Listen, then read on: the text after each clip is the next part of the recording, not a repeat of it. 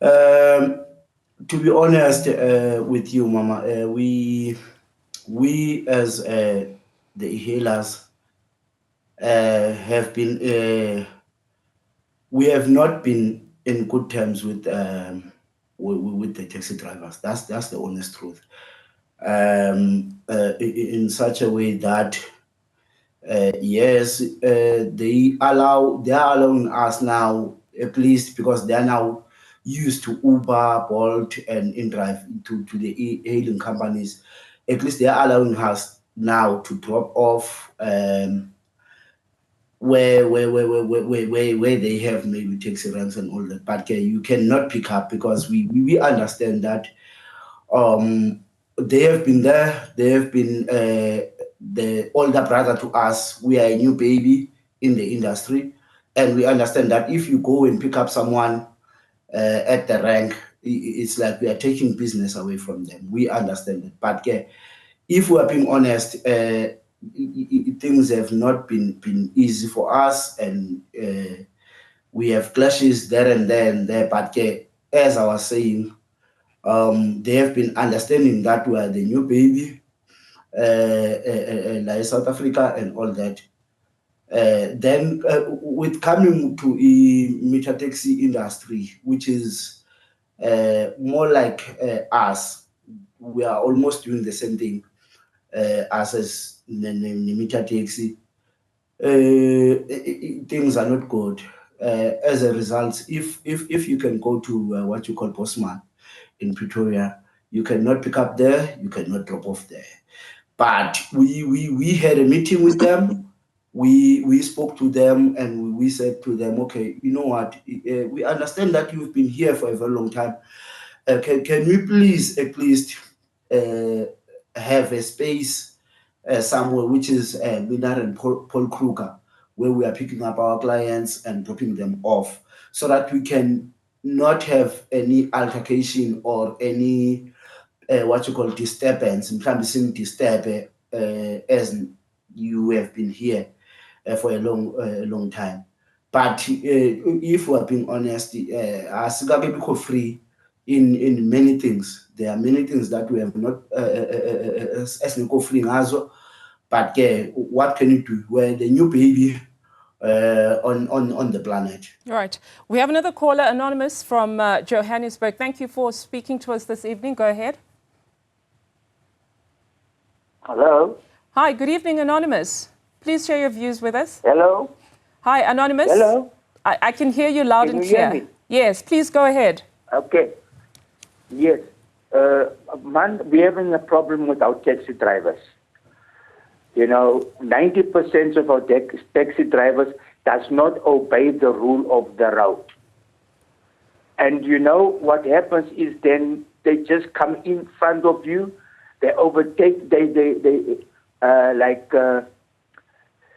don't care of other road users. They don't even worry about other road users. They do what they like on the roads. And when you face them, when you talk to them, they become aggressive. They want to fight with you. And like the previous lady said, the previous caller said, these guys, they are driving with guns. So you cannot actually approach them to talk to them regarding their driving, you know. And then you are scared for your life also because they can easily shoot you. And when you complain with one taxi driver, all of them come and they want to beat you up. This is what happened with our taxi associations. And I would like government and the traffic department, mind you, the traffic officers, they see these things most of the time and they don't worry about it. They will just pass through and don't even stop to want to find out why is it the taxis driving the way they do. They don't have respect for another road user.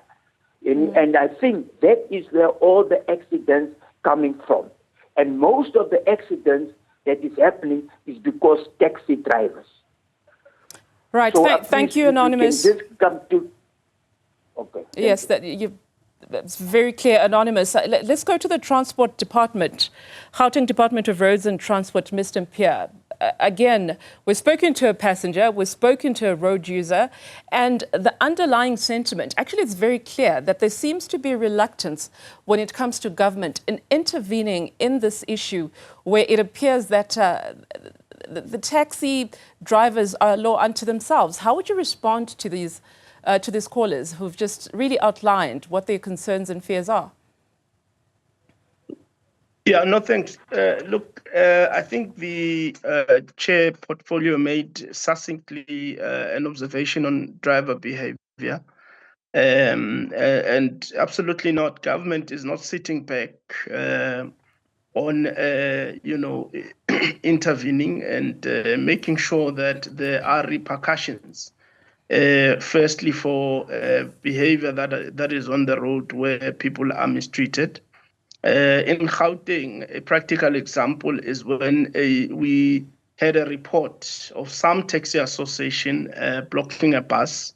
We intervened and were empowered by law, by the National Road Traffic Act. We went there together with law enforcement agencies, our sister department, the Department of Community Safety.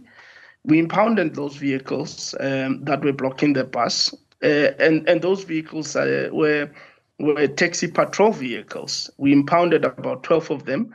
And not only that, we made sure that those perpetrators got arrested. And at the current point in time, we do have case numbers that are relevant, that we can be able to demonstrate that there's definitely action that we're taking as a result. We do also acknowledge that there are isolated incidents where this bad behavior that is giving the industry a bad name is definitely experienced by members of our public.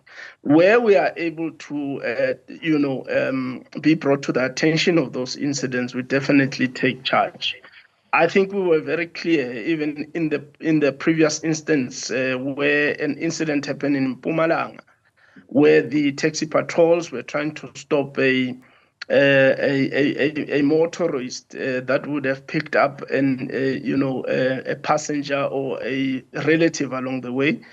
And we stood up against that, and we stood up against the industry, and we said to the industry that they must take responsibilities of their own members. So such is behavior that we do not tolerate. And Mr. Manuel, who we have a consistent meeting with as the GTI, or the Gauteng taxi industry, which is literally a collaboration between the National Taxi Alliance as well as Santaco, would tell you that the MEC stops at nothing to ensure that the people of Gauteng would want to feel safe, and she partners with an industry that is going to follow in her vision of ensuring that they deliver reliable, safe, and affordable service.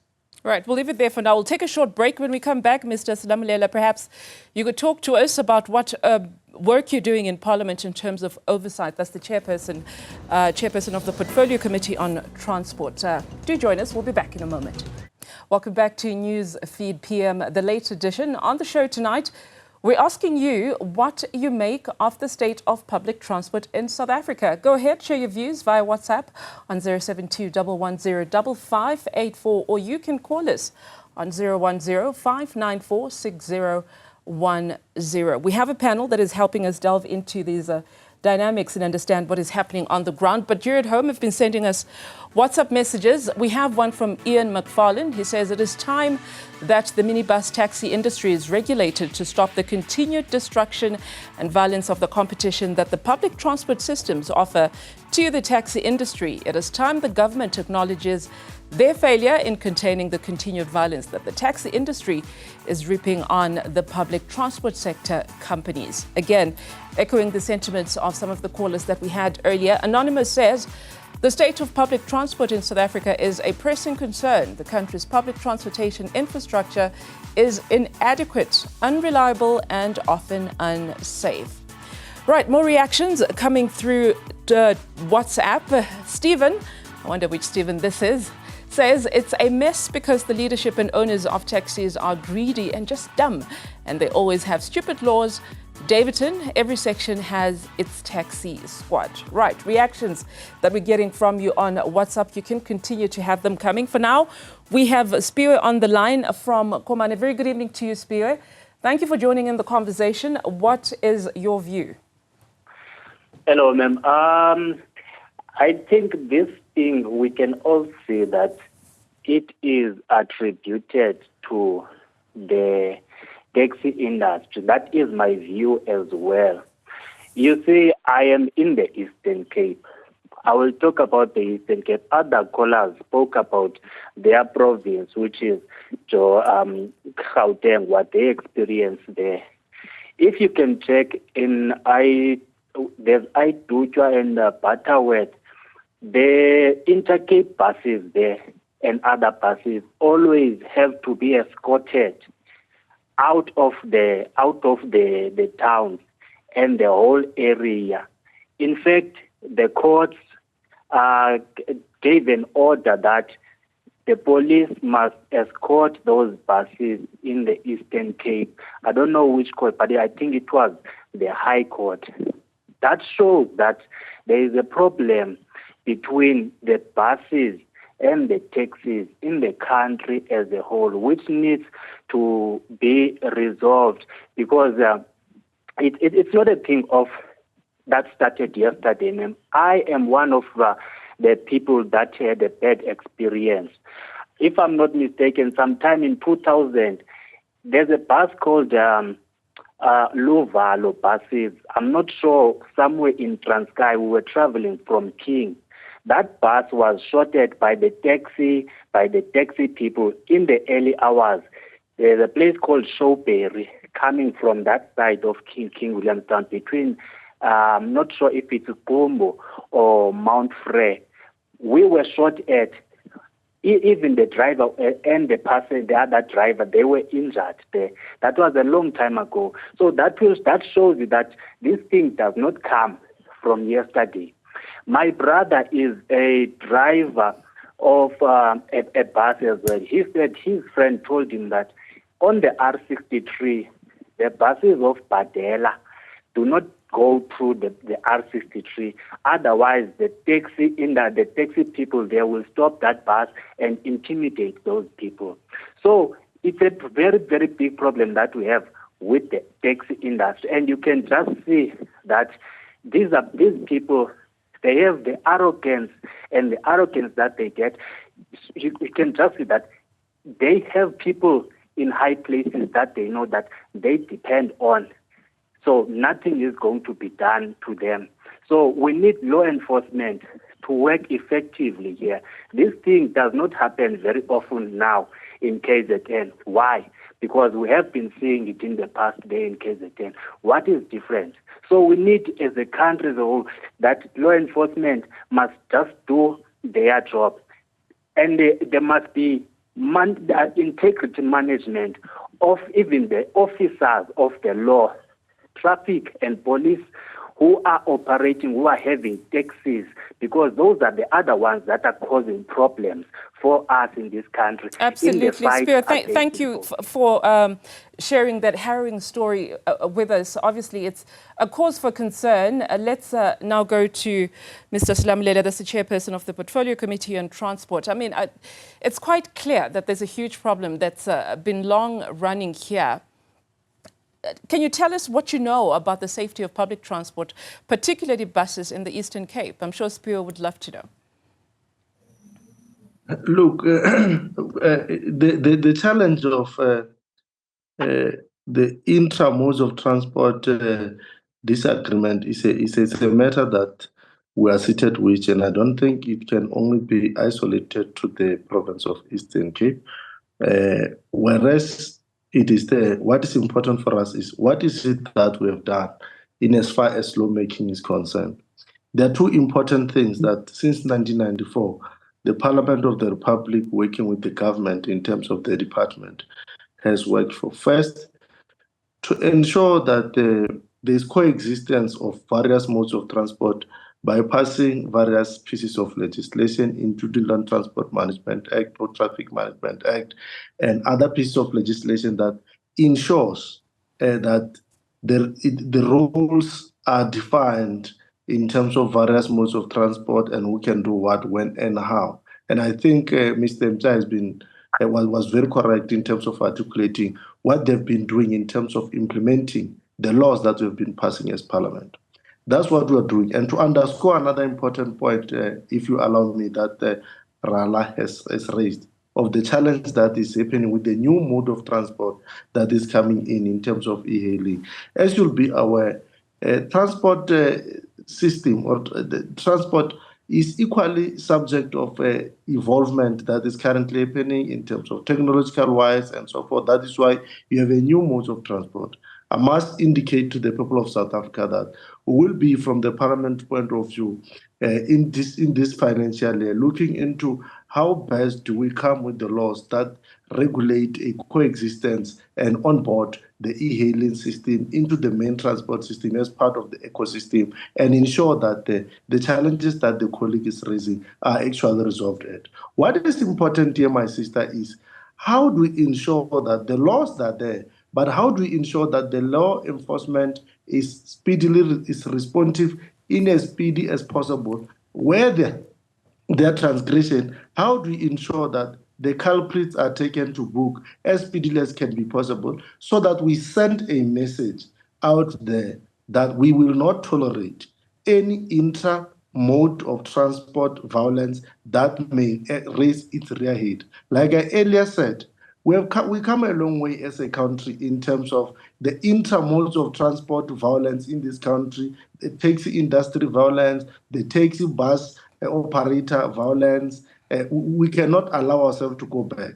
That is why in December we had an interaction with the Ministry of Police, because this type of territorial fiefdoms that seems to be rearing its ugly head in the transport system is not only here, it's also in terms of the infrastructure. You have started to hear about the mafias, the 30% mafias and so forth. These are the things that across the ecosystem, we need the law enforcement agency to tighten its grip and really ensure that it toughens its hand, so that we do not have this type of challenges, because they are not isolated from the general societal challenges that we are facing on a daily basis. But in your view, when you hear these stories, Mr. Silamlele, do you think it has amounted to a national security threat? Because we're speaking of people that feel terrorized, and these are people from disadvantaged backgrounds who have to use this public transport because that is what they can afford.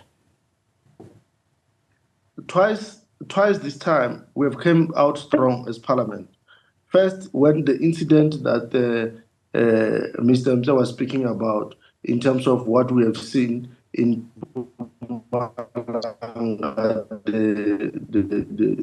someone being terrorized, we have come very, very strong and requested the department to really take an action in relation to those operators. And I can show you the department to those particular matter, and the taxi industry, the NTA and Santago responded positively to that type of a review. Now, it is concerning, of course, that we cannot allow any section of the society to feel terrorized in a democratic South Africa. We cannot afford any section of the society to feel that their rights are trampled upon. Now, that is why when we came strong in terms of our statement, calling the department to act on, and also when we came in here this year, when we pronounced ourselves clear that we will not tolerate violence, especially when those buses were tortured in Mpumalanga. That is why we are here speaking with you, re-emphasizing our point that where a criminal element rears its ugly head to interrupt the transport system, because this transport system, it's an entirety, the ecosystem. It's about the economy, it's about movement of our people, it's about the livelihoods of our people. We cannot afford it, and we'll continue to call our police system, we'll continue to call all our law enforcement agencies to join their hands and rebuke and rebut this thing and nip it at it back. Yeah, but you spoke of pieces of legislation. The Prevention of Organized Crime Act clearly hasn't been very effective in tackling this issue. But once again, you speak about implementation of these laws, making sure that they're enforced. I suppose you'll be speaking with your colleagues from the policing committee when it comes to that. Closing remarks. I'll come to you, Mr. Rala. Are you feeling inspired? Do you feel confidence with the conversations that we've had today as e-hailing association from Tshwane when it comes to your safety and being part of this transport ecosystem going forward? Okay, thank you very much, Mama. No, I'm not feeling inspired. Not at all, because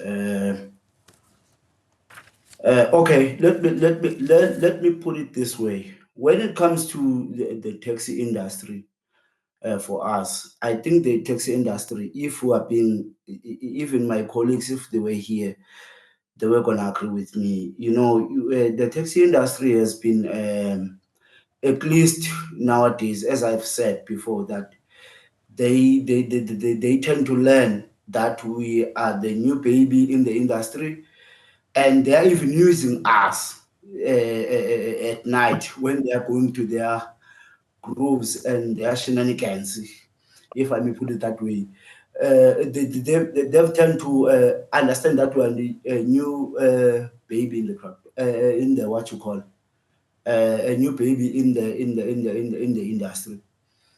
But obvious during the day, there are other people. They are not the same as they meet us at night when they knock off and all of that. Yeah, we'll have to take a very short break, Mr. Rala. I'm sorry to have to cut you off there. We'll be back and get closing remarks from the National Taxi Alliance spokesperson, who's been very patient and holding on the phone line. Do stay with us. We'll be back after this. All right, welcome back. Thank you for joining us. For those of you who have shared with us their experiences and their views on our WhatsApp and our phone lines.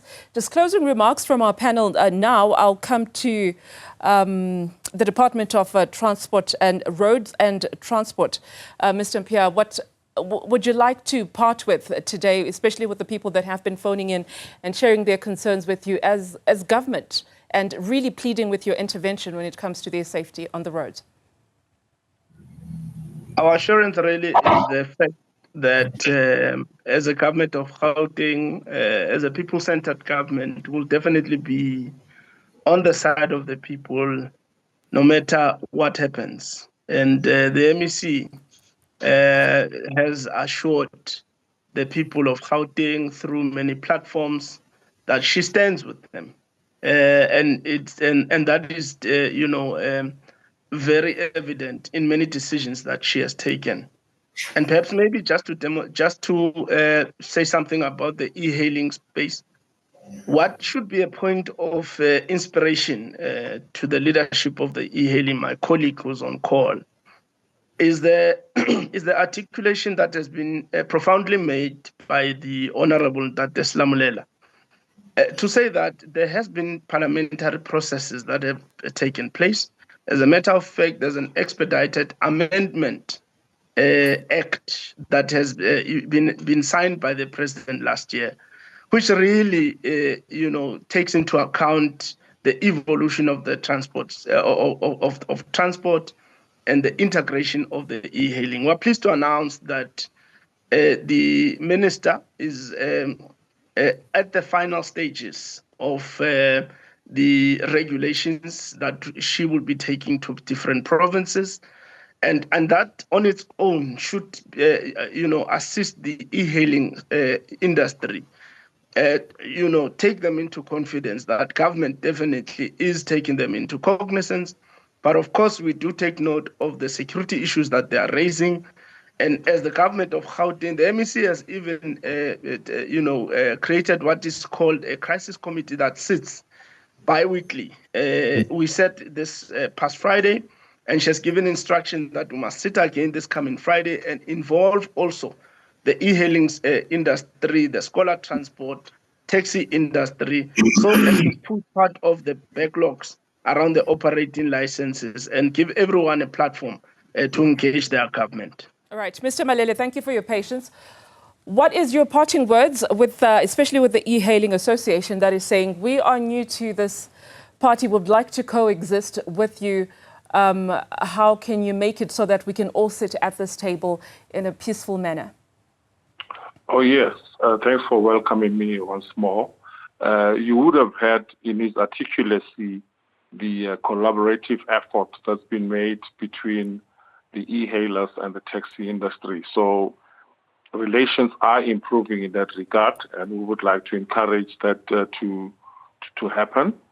And it is just a pity of all these incidences that have taken place in the country, and would like to when an incident of this magnitude happens to a high-profile case, policemen will go out and ensure that within no time the perpetrators are brought to book.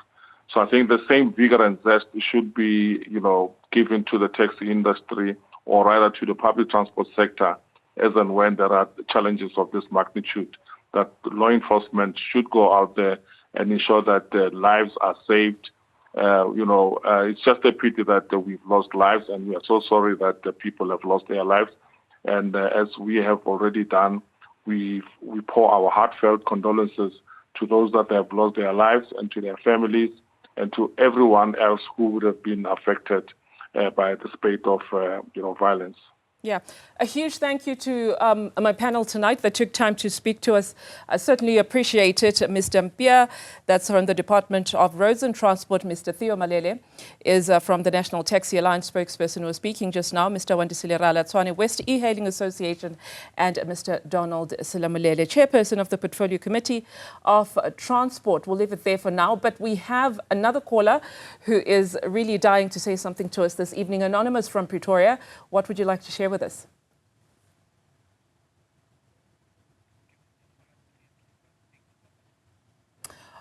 Oh, we seem to have lost an anonymous caller there, but just very quickly, we'll wrap up with our comments and reactions on WhatsApp. Regards Bacon says, the issue with public transport is that the government is not in charge of the industry. Hence, the taxi bosses do not pay tax, but control the routes. I mean, one of the issues that was spoken about is conflict of interest, perhaps between the authorities and the taxi industry owners. And Anonymous says the taxi industry is behind this. It's so unfortunate that they have decided to turn themselves into a mafia industry. All right, those are some of the reactions that we've gotten from you this evening. Thank you so much for everyone who shared with us their views when it came to this topic, and those of you who also called us. We'll take a very short break. When we come back, I believe it'll be at the top of the hour. We'll bring you our headlines and, of course, more of our top stories this evening. Stay with us. We'll see you on the other side.